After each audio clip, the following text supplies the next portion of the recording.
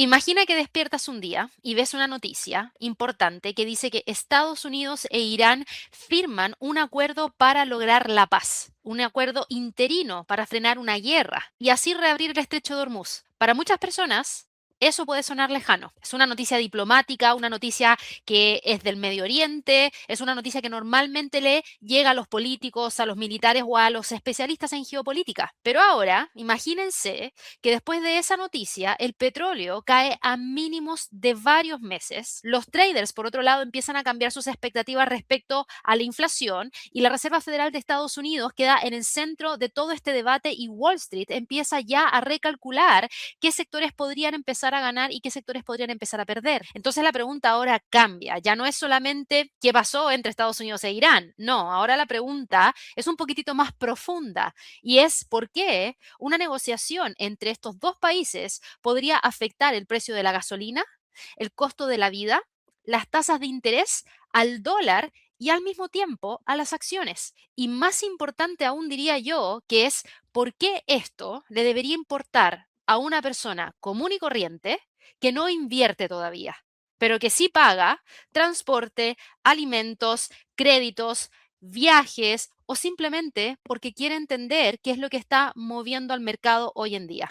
Soy Gabriela Araya, bienvenido a un nuevo capítulo de Radar de Trading y en este capítulo en particular vamos a conectar todas estas piezas, porque el petróleo no es solamente un barril que se compra y se vende dentro del mercado. El petróleo es una arteria y cuando una arteria se bloquea, y ojo, es una arteria, pero no cualquier arteria, es una arteria de la economía global, entonces sube el miedo, pero cuando esa arteria se libera, el mercado empieza a respirar y ojo, cuando esa arteria está dependiendo de un acuerdo que es frágil, la volatilidad no desaparece, lo que hace es cambiar de forma.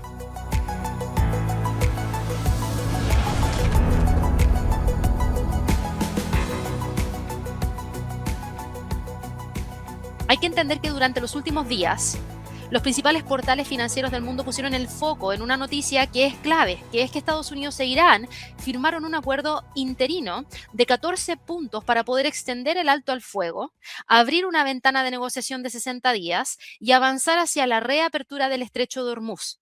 El mercado no reaccionó porque de pronto vino y desaparecieron todos los riesgos, no. Reaccionó porque una de las mayores amenazas para el suministro energético global empezó a reducirse, al menos por lo menos en el corto plazo. Y eso tiene rápidamente un impacto directo en el petróleo. Después de que se conoció el acuerdo, el crudo volvió a caer, el Brent se ubicó cerca de los $78 por barril, el WTI, que es el West Texas Intermediate, cerca de los $75 por barril, niveles que no se veían desde el inicio de la guerra con Irán. Entonces es un movimiento muy relevante, porque durante semanas el mercado había estado incorporando una prima de riesgo geopolítica, que en palabras muy simples significa que los inversionistas estaban pagando más por el petróleo, no solo por oferta y demanda, sino que por miedo. ¿Miedo a qué? Miedo a interrupciones de suministro, miedo a bloqueos marítimos, miedo a ataques que podían sufrir los barcos que transportaban el petróleo, miedo a que, por ejemplo, la inflación energética volviera a contaminar a toda la economía como pasó en su momento con la guerra entre Rusia y Ucrania. Y cuando aparece una señal de distensión, esa prima de miedo rápidamente se reduce. Pero ojo, que aquí hay un punto muy clave. Una caída del petróleo no significa automáticamente que el problema se resolvió. No. Significa que el mercado básicamente lo que empezó a hacer es descontar una mejora. Y en los mercados, la diferencia entre una mejora esperada y una mejora confirmada puede ser muy, pero muy grande. Por eso, este capítulo no se va a tratar solamente de el petróleo cayó, no. Eso, para eso tienen los gráficos. Ustedes pueden ir a los gráficos en portales financieros, a los gráficos en plataformas de trading y ustedes mismos van a poder ver que el precio del petróleo cayó. O titulares de noticias que les van a llegar a ustedes, como el precio de la gasolina cae esta semana por el acuerdo de Estados Unidos e Irán. No. En este capítulo, las preguntas que vamos a tratar de resolver son: ¿qué está en este momento descontando el mercado? ¿Qué falta por confirmar? ¿Qué sectores podrían reaccionar? Y por supuesto también, ¿qué riesgos podrían estar siendo subestimados? Entonces, vamos por partes. El acuerdo interino entre Estados Unidos e Irán busca extender el alto al fuego y permitir que el tráfico por el estrecho de Hormuz vuelva gradualmente hacia niveles normales. Según lo reportado por medios internacionales, el memorando abre una ventana de 60 días y durante todo ese periodo Irán permitiría el paso por el estrecho y buscaría restaurar la capacidad completa de tráfico dentro de aproximadamente 30 días. Pero aquí hay que ser muy cuidadosos. ¿Por qué? Porque eso no significa que el conflicto de fondo esté cerrado. El acuerdo posterga temas bastante complejos, como por ejemplo el programa nuclear iraní, el levantamiento de las sanciones hacia Irán, la seguridad marítima y el financiamiento también de la reconstrucción. Por eso, lo que el mercado está haciendo no es celebrar básicamente una paz definitiva. Está descontando una reducción de riesgo y eso es distinto porque cuando el riesgo geopolítico baja, el petróleo puede caer porque se descomprime una parte del precio que estaba asociada al miedo. Pensemos esto como una etapa, mejor dicho, no como una etapa, sino que como una capa adicional. El precio del petróleo tiene una base y esa base es oferta y demanda. ¿Cuánto se produce? ¿Cuánto se consume? ¿Cuántos inventarios existen? ¿Cuánta demanda viene de China? ¿Cuánta demanda viene de la India? ¿Cuánta demanda viene de Estados Unidos? ¿Qué está haciendo la OPEP? La OPEP y sus aliados. ¿Cuánta producción hay fuera de la OPEP? Pero encima de esa base, que es la que nosotros, por ejemplo, seguimos todas las semanas con los reportes de los inventarios de petróleo provenientes desde Estados Unidos cada día miércoles de cada semana, básicamente, a no ser que exista algún festivo, si nosotros miramos por encima de esa base, aparece la prima geopolítica. Y si el mercado teme que, por ejemplo, una ruta crítica por donde pasa petróleo se cierre, el precio sube rápidamente, aunque la demanda no haya aumentado de inmediato. Y no sube solo porque falte petróleo hoy, sube porque podría faltar mañana. Y cuando ese riesgo se reduce, básicamente la prima empieza a desaparecer y ahí se entiende básicamente toda esta cadena. Si Hormuz se reabre, el riesgo de escasez baja y si el riesgo de escasez baja, el petróleo cae y si el petróleo cae, la presión inflacionaria se modera y si la inflación se modera, la Fed podría tener menos presión para endurecer aún más su política monetaria, es decir, las tasas. Y si las tasas de interés dejan de ser una amenaza mayor, normalmente Wall Street puede encontrar un alivio. Ahora, esta cadena tiene una condición, que es la normalización y que esa normalización sea efectivamente real. No basta principalmente con un titular que sale en un portal financiero, no basta con el hecho de que ambos países se sienten y firmen este acuerdo preliminar, no basta con una declaración política que puedan entregar a posterior de la firma. El mercado necesita ver barcos moviéndose, necesita seguros que estén bajando de precio, exportaciones que se recuperan, inventarios que se estabilizan, y ahí está la diferencia entre la reacción inicial y la confirmación estructural. Es la gran diferencia. Ahora, para entender la magnitud de todo este tema, hay que entender que ¿por qué importa tanto Hormuz? ¿Qué es el estrecho de Hormuz? Lo hemos comentado en diferentes oportunidades, pero yo sé que hay muchas personas que son nuevas en el canal y no necesariamente nos están viendo todos los días en los lives de premercado americano. Por ende, creo que es importante explicar que el estrecho de Hormuz es una franja marítima que está hoy en día entre Irán y Omán, que conecta el Golfo Pérsico con el Golfo de Omán y el Mar Arábigo. En un mapa puede parecer un paso muy angosto. Para la economía a nivel global es una autopista energética, pero en el mar.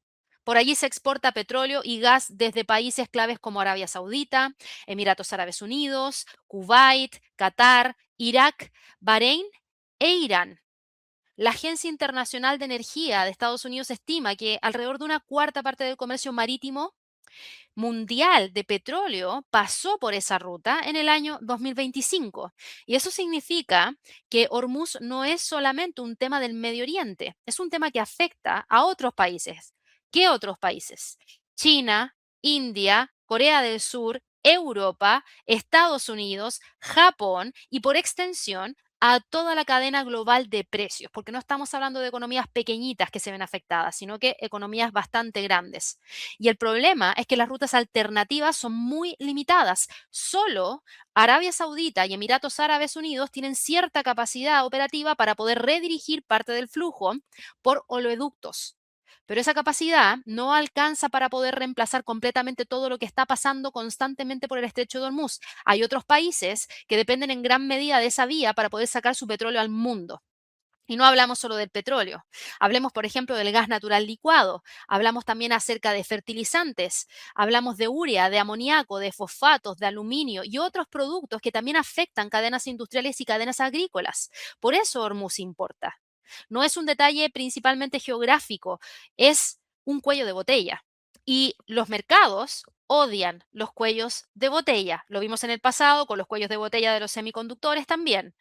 Odian los cuellos de botella. ¿Por qué? Porque concentran riesgos. Cuando una parte relevante del suministro a nivel mundial depende de una zona que es muy inestable, el mercado paga una prima por incertidumbre, porque en algún momento podría detenerse el paso por allí. Entonces, aquí hay una idea clave para poder explicar cómo el precio del petróleo no se mueve solo por cuánto petróleo existe, sino que también se mueve básicamente por la confianza del mercado en que ese petróleo pueda efectivamente llegar a destino.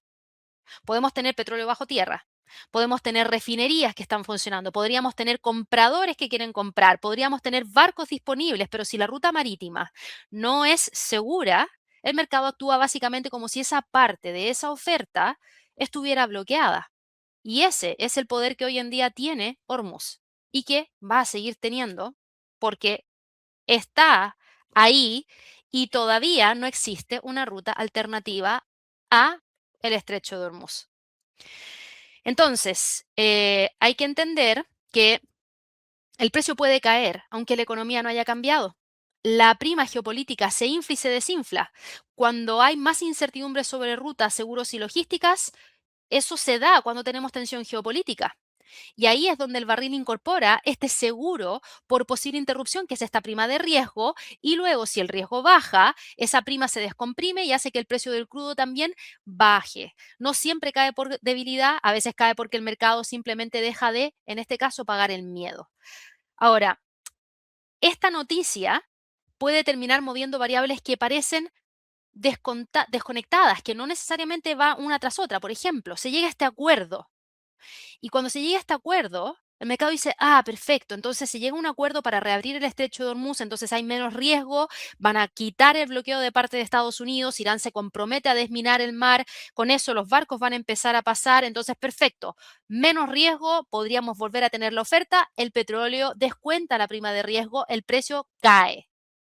Luego, cuando el precio cae, si el precio se mantiene bajo por semana tras semana, tras semana, tras semana, la inflación con un tiempo desfasado, empieza también a moderarse y empieza a caer, porque ya no vamos a tener esos altos precios de la gasolina. Vamos a ver que empezamos a tener precios más bajos, lo que también disminuye, por ejemplo, los costos de transporte de muchas cosas que nosotros hoy en día, como personas comunes y corrientes, consumimos.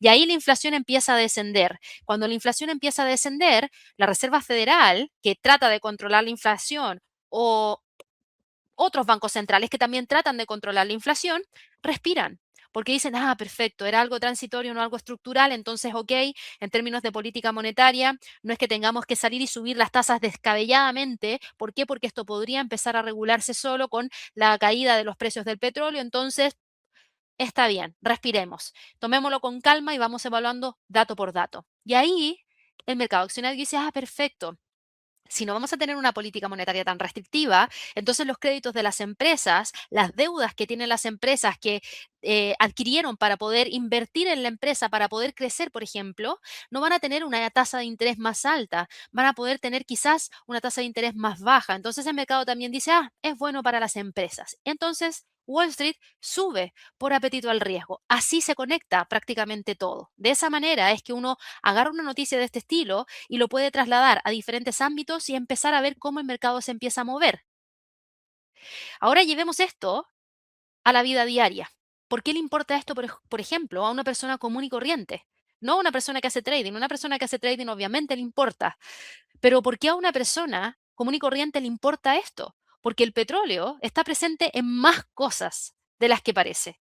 No está solo en la gasolina, no está solo en el diésel, está en los vuelos, en los fletes marítimos, en el transporte de los alimentos, está también en los costos logísticos de los supermercados, en los costos logísticos del retail, en los plásticos, en los fertilizantes, en los productos petroquímicos. Está en parte de la estructura de costos de muchas empresas y cuando sube el precio del petróleo, no solo sube el precio de la estación de servicio, sube el costo de mover las mercancías, sube el costo de transportar alimentos, el costo de operar las aerolíneas, sube el costo de distribución y también sube el costo de producción para las industrias intensivas en energía.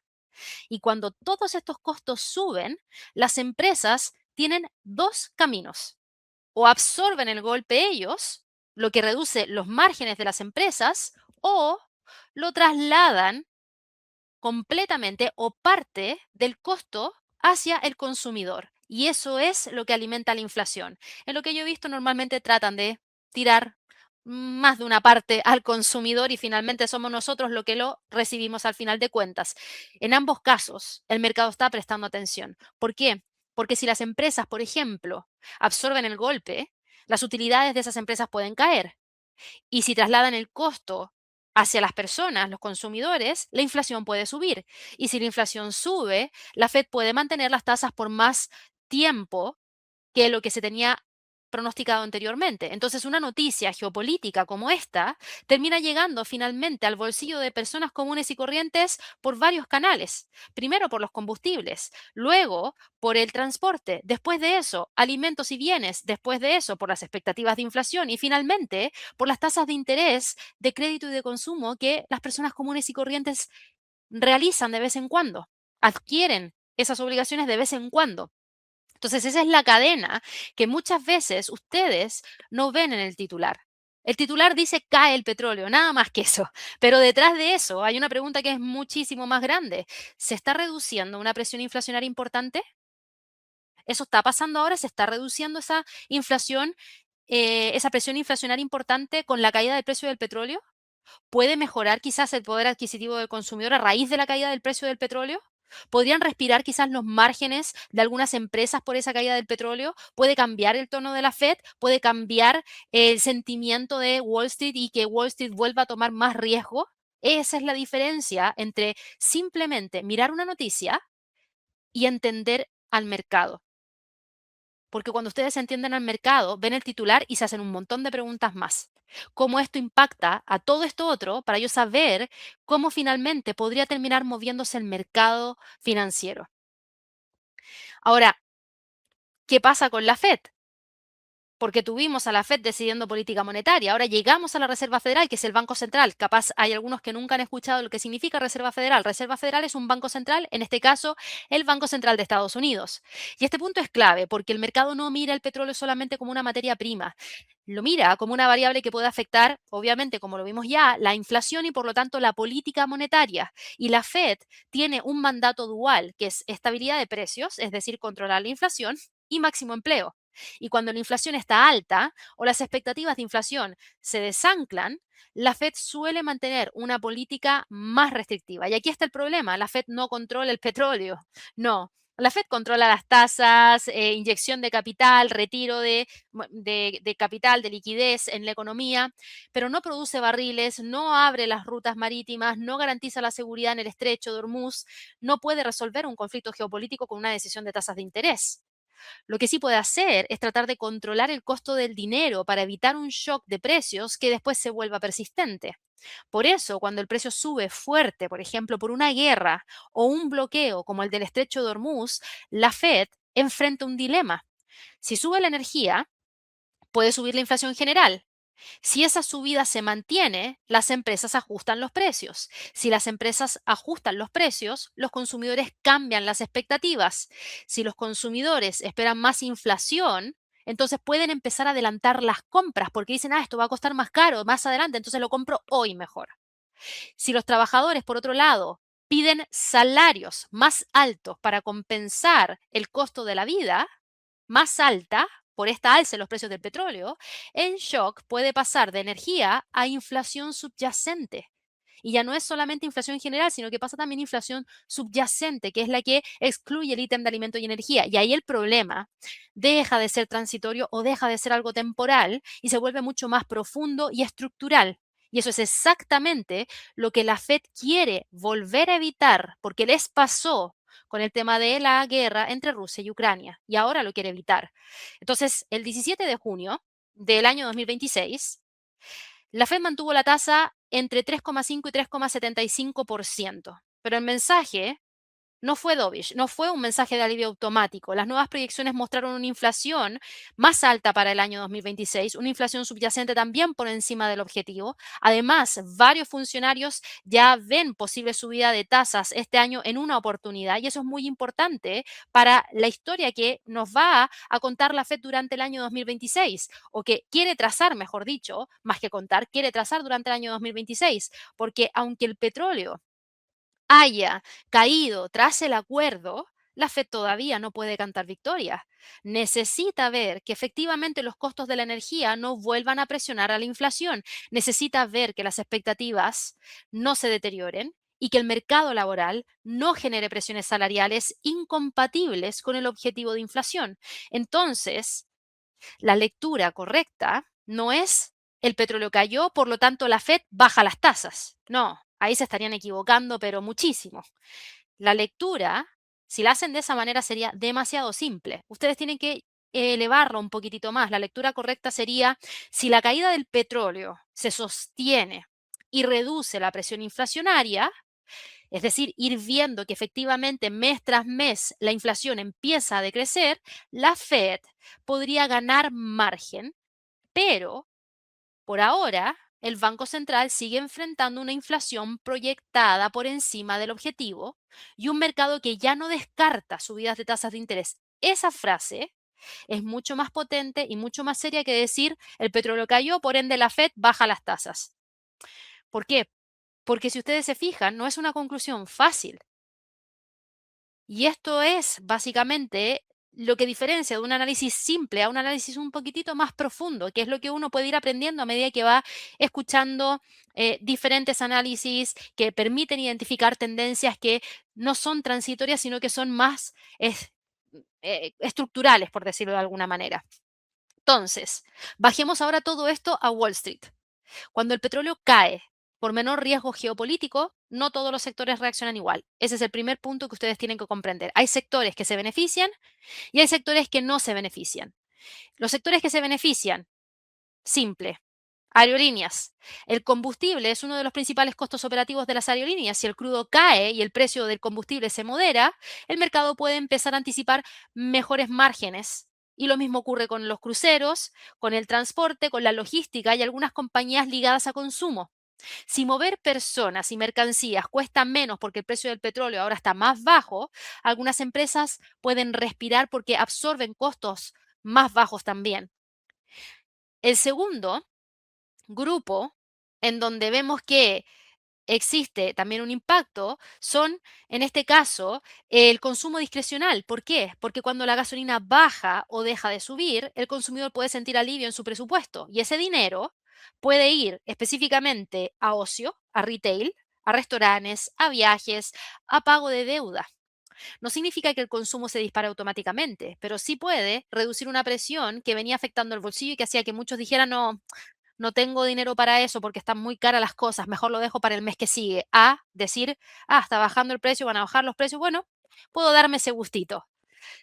El tercer grupo son las tecnológicas y empresas de crecimiento que también se ven beneficiadas. ¿Por qué? Porque si el petróleo baja y eso ayuda a moderar la inflación, el mercado entonces puede anticipar una Fed menos agresiva en el futuro y las empresas de crecimiento, como por ejemplo Meta, Amazon, Nvidia, Microsoft, Alphabet, suelen ser sensibles a las expectativas de tasas. Cuando las tasas dejan de subir o el mercado espera menor presión monetaria, las valuaciones pueden respirar, pero también hay sectores que se ven presionados. No todo sube, hay algunos sectores que se ven presionados. Por ejemplo, el sector energético tradicional, que es el caso más evidente. Por eso hemos visto que cuando cayó el precio del barril, empezaron a caer las energéticas como Chevron Corporation, ExxonMobil, Occidental Petroleum, y vemos que hay algunos márgenes de algunas petroleras que podrían empezar a ajustarse. También pueden verse afectadas empresas de exploración de petróleo, de producción de petróleo, de servicios petroleros y activos que se habían beneficiado de la prima de riesgo energético.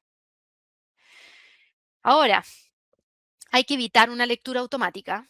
Hay que evitar una lectura automática porque no toda caída del petróleo es buena para Wall Street. Hay dos tipos de caída. La primera es una caída saludable, que es cuando el precio cae porque se reduce el riesgo geopolítico o mejora la oferta. Y la segunda es una caída preocupante, que es cuando el petróleo cae porque la demanda global se debilita, porque China, por ejemplo, consume menos, los inventarios suben o el mercado empieza a descontar desaceleración. En la primera, que es la caída saludable, baja el miedo. En la segunda, sube el riesgo a nivel macro, es decir, a nivel más grande, a nivel global, básicamente. Por eso, cuando ustedes analizan la noticia, no pueden quedarse mirando solo el precio, tienen que preguntarse, ¿por qué está cayendo el petróleo? ¿Cae porque vuelve la oferta? ¿Está cayendo porque baja la prima de riesgo? ¿Está cayendo porque Asia no está comprando con fuerza y sabemos que Asia es uno de los principales compradores? ¿Está cayendo porque las refinerías, por ejemplo, tienen margen débiles? ¿Cae porque China está consumiendo menos? ¿Cae por una mezcla de todo lo anterior? Esa es la diferencia entre mirar una vela roja del crudo en el gráfico y entender la estructura del movimiento. Porque si está cayendo por una menor prima geopolítica, porque hay rutas energéticas más confiables, menos presión sobre la inflación y más apetito por el riesgo, genial.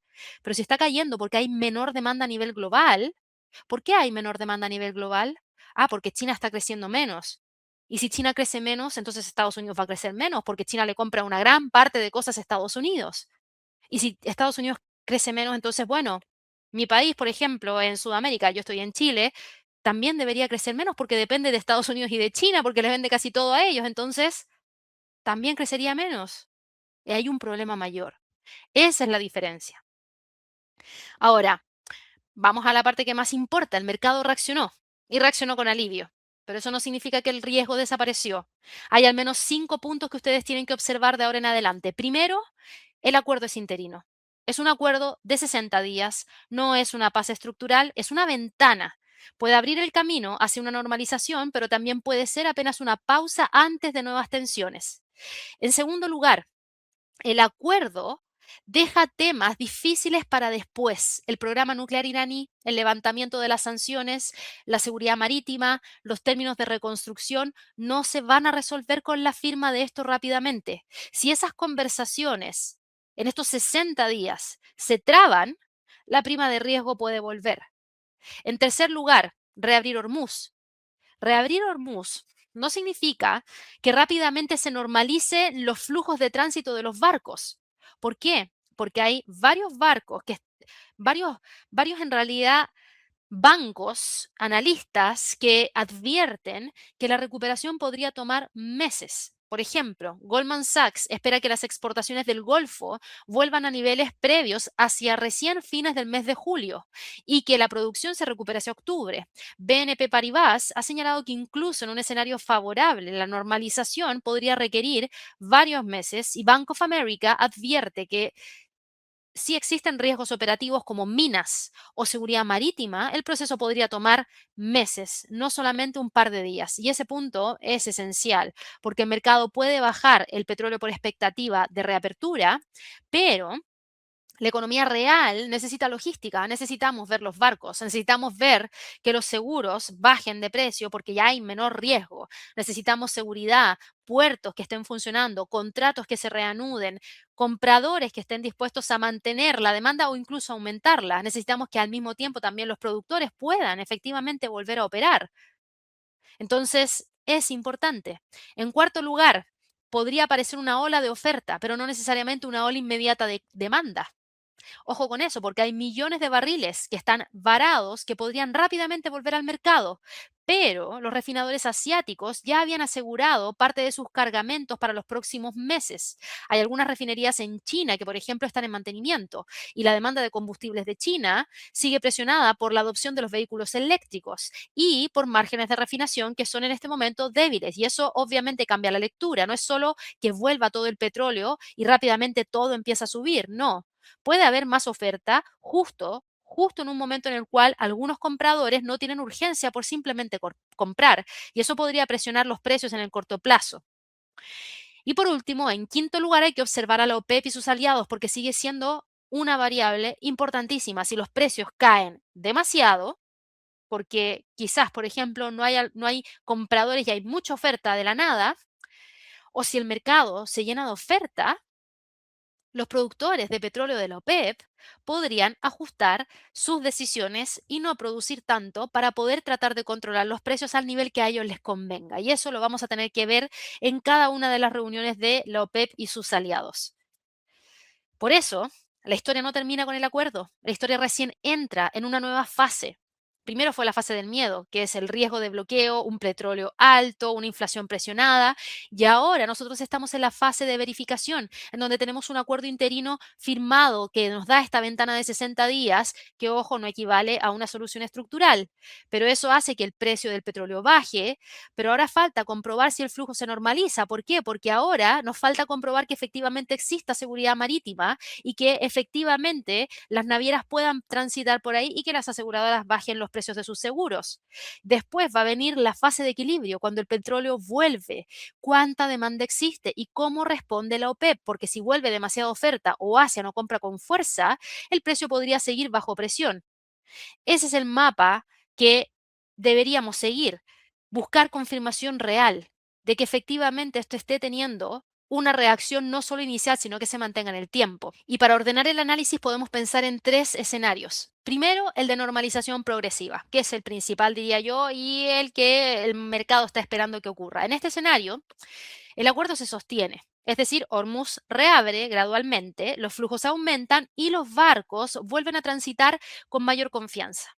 Ahí vemos a un petróleo que probablemente se estabilice en niveles más bajos, obviamente, que durante la fase de la guerra, llegando a niveles en los cuales operaba antes de la guerra.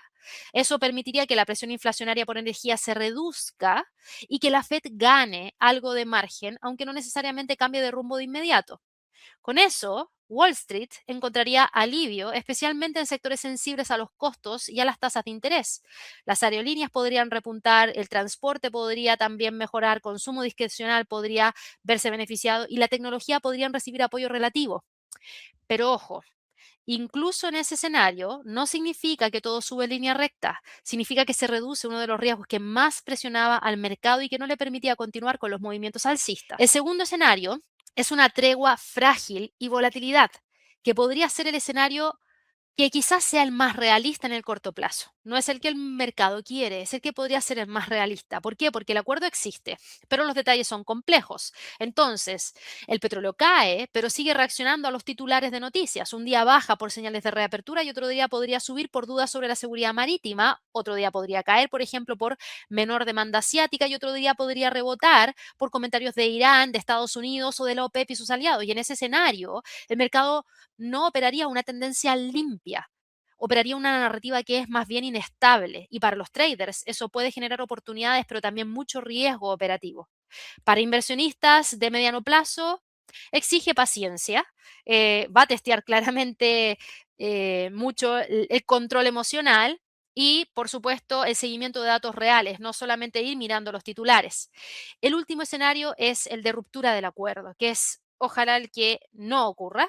¿Por qué? Porque en este escenario las negociaciones se traban, el conflicto se vuelve a intensificar, la reapertura de Hormuz no se materializa como el mercado espera, el petróleo podría recuperar parte de la prima del riesgo subiendo rápidamente, luego la inflación vuelve a preocupar, la Fed tendría menos márgenes para poder mostrarse flexible, podría subir las tasas mucho, Wall Street podría corregir, especialmente en sectores sensibles a las tasas y a los costos de transporte, el dólar, por ejemplo, podría verse fortalecido si es que vuelve la búsqueda de refugio y por tasas de interés proyectadas quizás más elevadas. Y activos como la energía, defensa por ejemplo, el oro, podrían también recuperar protagonismo. En ese escenario de ruptura, no es necesariamente el escenario base, no es el preferido, no es el que se espera que ocurra, pero no puede ser ignorado porque en geopolítica nunca se sabe, la incertidumbre no desaparece. Tenemos que saber administrarla porque tenemos que estar preparados para cada uno de estos escenarios que podrían darse dentro de estos próximos días. Entonces, ¿qué es lo que tiene que observar una persona que está siguiendo el mercado? Primero, obvio, el petróleo. No solo si sube o baja, sino por qué se está moviendo. Hay que ir mirando los flujos reales por Hormuz. Hay que observar si la reapertura realmente se traduce en barcos transitando, en exportaciones recuperándose y en seguros que se normalizan. En tercer lugar, hay que ver después de esto qué pasa con la demanda asiática. China, India, Corea del Sur, Japón son claves para entender si es que esta nueva oferta encuentra compradores fuertes o si presiona precios por exceso temporal de disponibilidad. También hay que mirar de cerca el lenguaje de la Fed, de todas maneras. ¿Por qué? Porque la Fed obviamente es importantísimo. Tenemos que ir viendo, no solo basta ver el dato del petróleo, hay que escuchar cómo lo interpreta el Banco Central. La Fed acaba de mantener las tasas de interés, pero sus proyecciones siguen mostrando inflación por encima del objetivo y posibilidad de tasas más altas. Tenemos que mirar al dólar. ¿Por qué? Porque en momentos de tensión el dólar puede actuar como refugio. Tenemos que mirar los bonos del Tesoro de Estados Unidos. ¿Por qué? Porque si el mercado cree que la inflación baja, los rendimientos de los bonos del Tesoro podrían moderarse y si vuelve el medio inflacionario, podrían presionar nuevamente. Entonces, por eso el mercado no se mueve solamente por la realidad actual, se mueve por la expectativa de lo que vendría para más adelante, sobre todo en punto más importante es cómo todo esto podría impactar en el lenguaje de la Fed y las decisiones de política monetaria que tome para más adelante. Así que la gran lección básicamente de este capítulo es que los mercados están conectados por cadenas que son invisibles, muchas oportunidades no se ven, pero que en este caso ustedes ahora que ya vieron el capítulo entienden y pueden empezar a revisarlas, analizarlas, seguirlas, porque una tensión en el Medio Oriente puede mover al petróleo y el petróleo puede mover a la inflación y la inflación puede mover a la Fed y la Fed puede mover las tasas y las tasas pueden mover a Wall Street.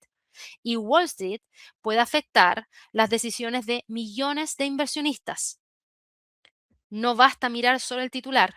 El acuerdo puede parecer espectacular y puede hacer que el precio del petróleo caiga, pero no elimina todos los riesgos. Una caída del crudo podría aliviar la inflación, pero no va a obligar automáticamente a que la Fed baje las tasas. Y ese rebote en Wall Street puede ser por optimismo, pero no confirma que el problema estructural haya desaparecido. Invertir o hacer trading no se trata solo de ver una acción subir o bajar, o un par de divisas subir o bajar, o al petróleo subir o bajar. Se trata de entender qué fuerza está detrás de cada movimiento. Y hoy esa fuerza pasa por una cadena que es muy clara, que es geopolítica, con energía, con inflación, con la Fed y Wall Street.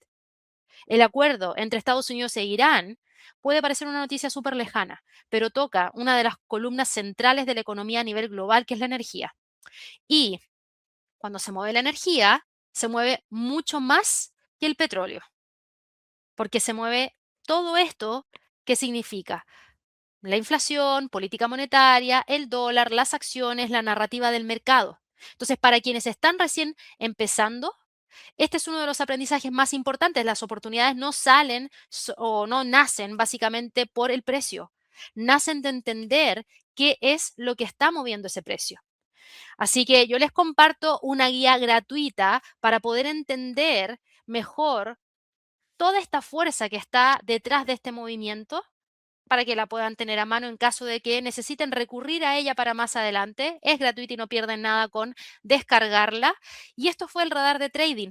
Espero que les haya gustado. Si nos están viendo por primera vez, suscríbanse al canal. Tenemos muchos videos de este estilo los días sábados, sábado por medio, al mediodía.